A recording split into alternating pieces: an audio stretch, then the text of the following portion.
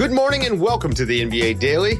Coming up, All-Star Weekend, and man, there was not a lot of basketball in that broadcast. We got Zena caught up with Law Murray there at the arena, and Es and I try to make sense of the whole weekend.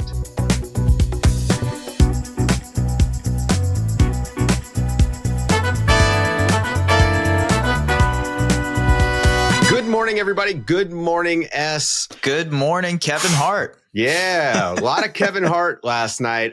We had Zena Keita on assignment. After the break, she's going to talk to Law Murray. They were both in the building talking about, just the game and the atmosphere there. But Es, I think that we've got to start with Sunday night with the game. New all-star format, Seemed like the broadcast wasn't very happy about the changes to the format, but I don't care whether they liked it or not. I thought it was, number one, I thought that the games were pretty good. The broadcast stunk. Well, do you mean the 30 minutes of basketball we got throughout the 2.5 hour broadcast? Is that's right. What you're implying? So shrinkflation has come to the NBA All-Star game. Instead of our 48 minutes of basketball, we got, and Es did the math. Es sat and went through the file and did the math. 30 minutes and 30 seconds of actual basketball action on the court. Three games up to 40 that took 30 minutes and 30 seconds of a 2.5 hour broadcast. Yeah. There was at least as much, if not more, Kevin Hart on the broadcast as there was basketball. Yes. Yeah. Official screen time for Kevin Hart was 21 minutes, but if you add the talking and the broadcast, it's way over the 30 minute. It felt like 21 years. Yes, I'm not going to lie. It was a lot of Kevin Hart. And look, I don't want to sit and just talk about the broadcast because the basketball game was fun. It was. I want to give the guys who I thought played really hard a lot of credit. I thought Kyrie Irving brought really good energy. Victor Wembanyama was great and tried to put on a show, and then was visibly upset when his team gave up the win on a relatively easy basket. Let's just start there with the format change. They're trying to get more competition to make the game matter more, make the guys care about it more. What did you just think, like, overall from that point? I love the format. Love the new format. I think they could add some tweaks to it, maybe extend the games, make it up to 50 instead of 40. I think maybe they could do, instead of a Rising Stars team, they could do an all-snub team or another all-star team in there, dividing the teams more. Fine. All of that, those are tweaks that you can do to the format to improve it. But overall, the format did what it needed to in terms of making it a little bit more competitive. And you saw what the players said post-game. Most of the guys said we would like to go back to East-West, but they talked about the breaks actually limiting their ability to be competitive. So if you want to talk about who's at fault for this year's All-Star game, it's not the players. The players put their full effort in, said, okay, fine, we are going to buy into this format. But unfortunately, there were 17-minute breaks. There were breaks to commemorate broadcasts and to do a performance and all that type of stuff. And I know live music has always been a part of the All-Star Sunday night. Totally cool. Down for it. But not in the middle of the game, not to extend time. It actually could cause injury. It could cause more injuries. And that's something some of the guys post-game said too. So it's not just us complaining about this. I think, you know what? One thing, Dave, just say this. The NBA, for all its intents and purposes, overcorrected on the idea that we had an all-star game issue. Instead of improving what was the actual format, which they did, they said, all right, we're going to go ahead and add Kevin Hart to the broadcast. Mr. Beast is going to do a half-court shot contest. There's going to be this fluff that we're going to add to it. Yeah. Not knowing that we just wanted to see a good basketball game, truthfully. And we got good basketball. It's just that it was only 30 minutes of good basketball. That's the issue here. Yeah. The one thing the NBA is supposed to give us is basketball. That's all we want. And that's all we want. And man, they gave us a lot of other stuff. Anyway, I don't want to just sit and critique the broadcast. The basketball was fun. It was good. And I will say this, my favorite part, Steph Curry really opened it up. After they had a long break, it was 11-1 in the championship game. They took this 20-minute long break to do a self-tribute to the Inside cast, who they're not going anywhere, folks. They're going to be around next year. I don't understand this. They sent them fishing. I mean, I don't know. Yeah. See, we keep coming back to that because it was so off-putting. But Steph Curry is a showman. Steph Curry hits a half court shot, and all of a sudden we're all right back in. And what do you know? An all-star game broke out. These guys started throwing behind the back passes. We had Steph obviously just launching. And then the funniest moment of the entire night happened. Steph Curry, it's a 39-point game. Steph Curry's dribbling up. He's so obviously about to launch from behind half court for a game winner, and he got whistled for an 8-second violation. That's comedy. If it's like no notes whatsoever. No notes. It's the perfect way to describe what had happened tonight. Anticipation and then just taking away that anticipation. It was comedy in itself. Look, Steph was fun. He brought the fun to it. And I think Golden State, San Francisco, the Bay did a great job of like bringing in their culture and everything. I thought the performances were great. Steph doing his thing. He even said post game where he was like, this was awesome for us to host it. But I think overall, like you look at the weekend, the dunk contest was probably the highlight of the weekend, in my opinion, just because McClung dunked over a car and you saw someone do that. The three-peat happened. Let's talk about it. Let's go ahead and talk about it. I mean, it's on our rundown. Look, McClung, 3-time champion. I see a lot of people saying he's the greatest dunker ever. Well, he is a professional dunker, though. Yes. Yeah. Right? Yeah. But he's not an NBA player. So this is just, we're doing a different thing, okay? He has a 2-way contract. He is technically an NBA player, but he has played 5 NBA games and has 3 slam dunk championships to his name. That's the truth. And the thing is, the guy is a G League level player. Like, and he's a good basketball player. That's a good league. Yeah. But he's not an NBA guy. And I understand people feeling like McClung and just being in the game and then winning 3 in a row has cheapened it. By the way, like that's why Mac can do these things that other guys can't, because he can risk it for jumping over a car, for jumping over this guy, getting on a ladder, et cetera, et cetera. Like this part is something that Mac can do because it is so much more worth it for him than for Stephon Castle, who's on a rookie deal with the Spurs. He can't jump over a car. They're not going to let him jump over. That's not going to. They're not signing. I don't know if Kia can pay enough to sign off on the insurance for that. Yeah. I mean, the other thing is, I think one of the bigger problems we have, and like there are pro dunkers. Let's just keep that in mind, right? True. There are people who do dunking at a higher level than NBA players.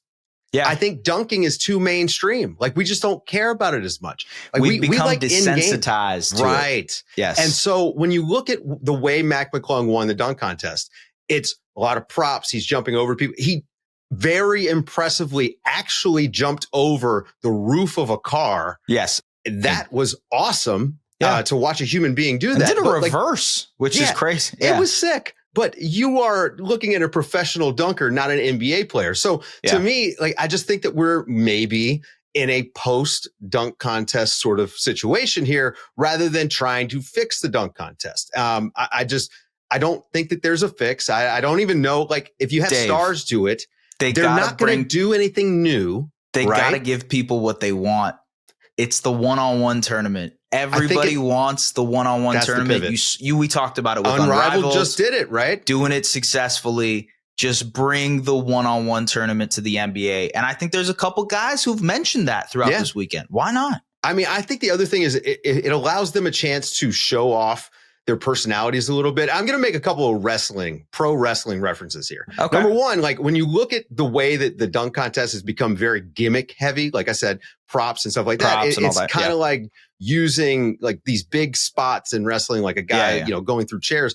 But I just don't like with the one-on-one tournament, you give a chance for these guys to kind of cut promos. They can talk on camera, maybe, a little bit of trash talk. The Unrivaled did a really good job. I mean, Nafisha Collier won, but she came across like a wrestling heel by saying that she's the best player in the world. And I think the NBA guys would embrace that quite a bit. It'd be a fun chance for us to get them, talking a little bit of trash, playing hard against each other, showing off some of the pride, which is the thing that we really care about when we're watching them hoop.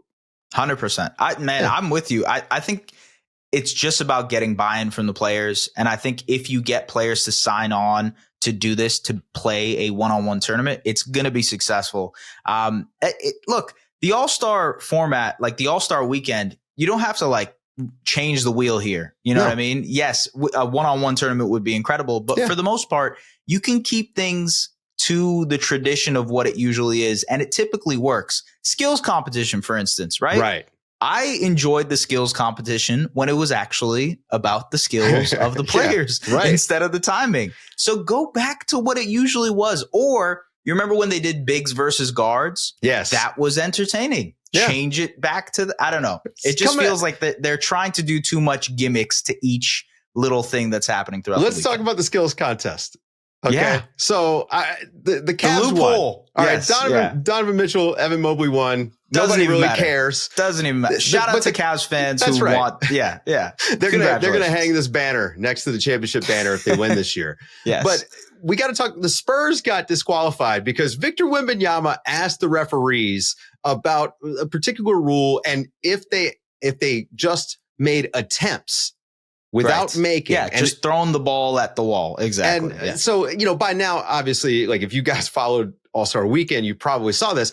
Look, number one, I don't know why you're trying to cheat at this sort of thing. It's not really clever, as a matter of fact. No, I will say, trying to cheat is bad, but we could laugh at this. This is actually kind of funny. It is. And the worst part about the entire thing, as to me, is that Chris Paul and Victor Wembanyama, after finding out they're disqualified, Allie LaForce tries to interview them, and the NBA shut it down. And it's like, look, man, like this is supposed to be a fan event. That was funny, even though I didn't love it. It's still, I can laugh at it.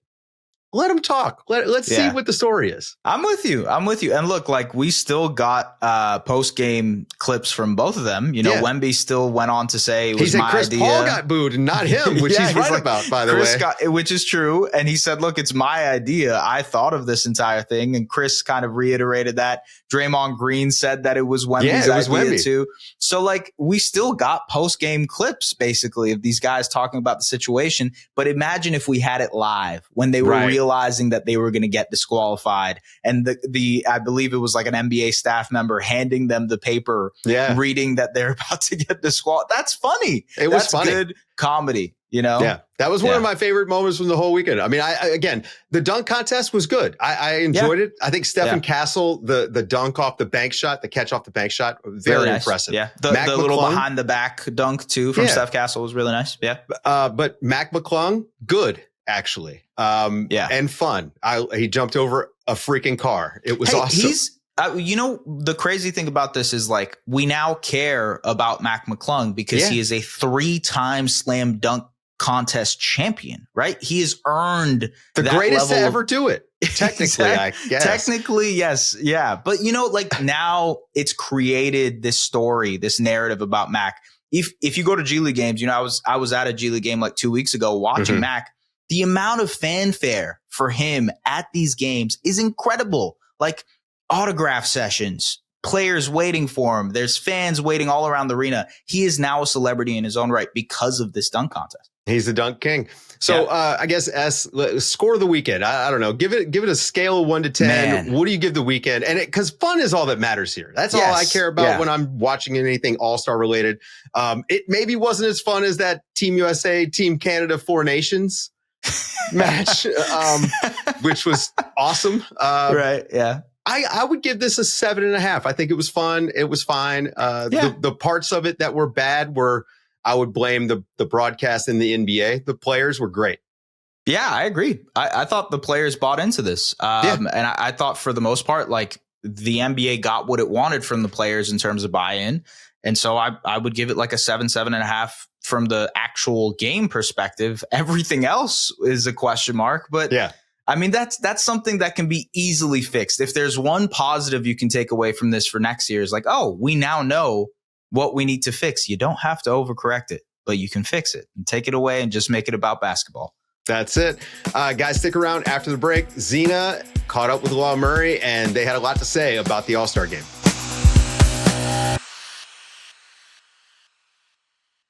All right, we are here live at Chase Center right when the new format of the 2025 All-Star game has finished up. We're literally on the court so everyone can see. I got Law Murray here, known for covering the entire league, but really Clippers, of which there was one represented during the All-Star game. Overall, let's just be real. What were your expectations, Law, coming into this All-Star game? Oh, my expectations were quite low. I was not a fan of this format at all because I felt like I've seen Target score things. I just felt like there wasn't going to be a lot of basketball. Fair. I think that this was going to be something that was to just get the quality to hoop up because you just couldn't get the quantity right. Yeah, you know? right, So right. We're not. So this year it's like, yeah, the quantity's not going to be there. At least what you do see, you're hoping for more. I thought there were pockets where you saw that. Yeah, but there was a little bit of competition. Like, I feel like I heard Steph say that when he talked to Kyrie Irving, when they were coming into this, like, hey, are we going to ball? Are we going to play ball? Like, are we actually going to compete? And they're like, yeah. And so you saw aspects of Kyrie. You saw Steph, the MVP of the game, like, turn up a little bit. You saw Dame Lillard getting a tie-up, get a jump ball even. So it's like, all right, a little bit of competition here, particularly when the young guys were going with the old guys. But overall, it still felt a little dead in here. What was the atmosphere like to you? I felt like there were moments, if we're just talking about the All-Star Game Sunday, I thought like there were some cool moments throughout today. I thought the worst part, and when we're talking about energy and atmosphere, I thought that when there were a lot of stoppages, and this is my commentary, this is also some player feedback, those stoppages were really difficult. There were already stoppages in between the games themselves. Sure. When you're transferring two teams off, two teams on. These intros are long. This weekend was long. I did not expect, after the score was 11-1 in the final game, and you're already playing that game to 40. This wasn't like Friday night. And there's no clock. So that was hard. You know, I felt like that was a 10 to 15 minute stoppage. You had the handover, and then you had the tribute. Yep. And then you had another commercial break after that because of the TV product. Right. And you had to actually put commercials in there. Those guys were. It was like the halftime Super Bowl with no Kendrick. They were having to be really patient and keep the energy up, and I think that was one of the negatives, like, of this game, was that there was a lot of production on TV that we didn't get to experience in the arena that didn't meet the hype of what people, I think, experienced outside. Because I did hear that a lot of people enjoyed the actual production of the game. I'm glad for them. Yeah. It was because it sounded like the opposite of Saturday night. Saturday night, there was feedback where it's like, this doesn't sound like this is coming through the energy, but the energy was great. I thought it was really good. Okay, let's stay on that topic. Like, I think one of my highlights of the whole weekend in terms of like the product on the All-Star court, McClung's dunk compilation. It is insane that he decided to dunk over Ikea for not the dunk, but his first dunk. First one. And the most important part of that is he had to follow two contenders, two contestants who weren't good. You know, right. Montas tried this dunk and he kept failing. I don't think he completed it. Andre Jackson Jr., his vert is amazing. Yep. His actual ability to dunk the basketball was not. Right. And the crowd was creative, right? Right. Yeah. I mean, and Andre was frustrated. Like, after a while, he gave up and didn't want to be like Montas and get a 40 for not dunking, you know? So when that card came out, there was some groans because it's like the last time you saw that was Blake Griffin. We know that McClung plays for the Magic, who happened to play in the Kia Center in Orlando, Florida. But Kia executives were very happy about I'm sure they were, you know what I mean? But you know what? That dude cleared that car and didn't faceplant, and I thought it was incredible. When I saw the athletic feat of that human, it was insane. I was in. Yeah. You know, I was thinking, okay, this is about to be a wake. Yeah. and instead, it woke the crowd up. The first thing that came out of my mouth when I saw that car come out, I was like, I'm legitimately scared for his health. Like, I was legitimately scared that he might not clear it and we might see something gruesome, because it just seemed crazy. He had barely warmed up. Like, that was his very first dunk. He clears the car and then he goes on to go do multiple acrobatic, core-inducing type of dunks that I'm just like, this man just lives for this. Like, mind you, I covered McClung in the G League. He's a hard worker. He's a scorer, etc. But clearly his money is in the dunk contest. Yeah. That's where he's making his money. He's an interesting story because he's the exact opposite of who everybody wants to see. You know, people will talk about we need a star to carry it. And I think people only say that because of what it looks like 25 years later. You saw Vince, you know, we should talk about this, you know, like the setup I thought was about to do those guys a disservice because so much of it was about Vince Carter and what he did. And reminding people in the building, I don't know if this came through on TV, reminding people in the building, this is what y'all haven't been doing. Yeah. It was almost like this shaming a little bit of like, this is what it's not been for so many years. This is what it could have been or it could be, but you won't do it. Yeah, it felt like the wrong kind of church. I was really concerned about how that was going to look. But to see, and you know what? Matt couldn't do this alone Saturday night. Stephon Castle is going to be there are guys. Unreal. We celebrate Aaron Gordon for not winning, but setting a bar that Zach LaVine had to clear. I'm old enough to remember Andre Iguodala got robbed of a dunk contest that Nate Robinson won in the 2000s. And people, you know, that is a part of this. Matt can't just be good by himself, and it's like he's clearing everybody. That's Stephon Castle wins that dunk contest most years. Right. Yes. Agreed. That conflict, that idea of, you know, Stephon Castle could easily be a star in 5 years. You know, let's talk about basketball. He's got to clean his jump shot up. He's got to, you know, obviously develop that chemistry with Victor Wembanyama, but he can easily be the number 2 to Vic's number 1, you know, or the number 3 if De'Aaron, like, depending on things. That guy could be your quote-unquote star, but his ability to compete and to entertain was needed for Mac McClung to have the impact that he had. You need a foil. And the crowd felt that. Correct. You need a foil. You need character development. And if Mac is out here just bodying dudes with no competition, it's not as fun. Right. What was really cool about this year's competition, I think, was other stars were watching and were like, wait, I want to do this. Capping. Like, they were like, oh, I want to do this. I can do this. Like, it was almost like motivation for other people to get back involved. Was it though?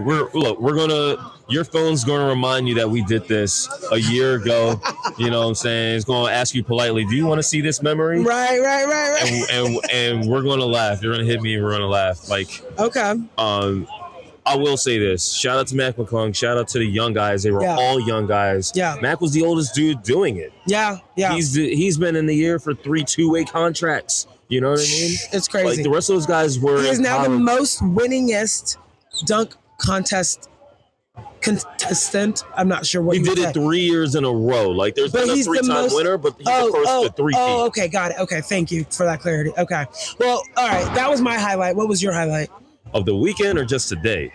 The weekend. The weekend. My highlight of the weekend. Honestly, I wanted to see how this was going to look overall. I mean, and I probably got the most excited for the dunk contest, but I did want to see if things were going to look a certain type of way. Like, I'm glad that Steph Curry got his moment. Like, you're probably not going to get another Bay Area All-Star in his playing career, and that's a great thing for him. You know, Damian Lillard got to come back. Same thing. He played hurt. Yeah, that was cool. LeBron did not play. Ant did not play. That was kind of a bummer, but I agree with you. Being able to see 2 Bay Area kids, in the sense of Steph is the Bay Area kid from a playing perspective, having come here, spent 16 years here, and then Dame Lillard being from Oakland, it was dope to see them be able to shine in their hometown, and the incorporation of both Oakland and the city in San Francisco. Yeah, that was cool. For me personally, I didn't get to cover the NBA like this until the 2020s. So that means that I never set foot into Oakland Arena, formerly Oracle, until Saturday. And that was a great moment for me. I took the BART to get there. Look at you. Heck yeah. Like, he's a native. Yeah. He took the BART. If you survived the BART, you're good. I did not realize that the Coliseum was literally connected to the arena. Like, you had a sports complex. Correct. That reminds me of my city in Philadelphia. Like, that's what it looks like in South Philly. It's that locked in. And okay. So, yeah. I got to ask you to close it out. Any thoughts for, like, next year? How can you make this better? I think San Francisco did a great job. of showing up. Brands showed up, the players showed up. I saw them all across the city doing so many events. How can this get better in terms of like a basketball product next year? I'll tell you what, it's going to be in an arena that has never had All-Star in terms of Intuit Dome, a place that I live in now. And I think there might be some incorporation of the Forum.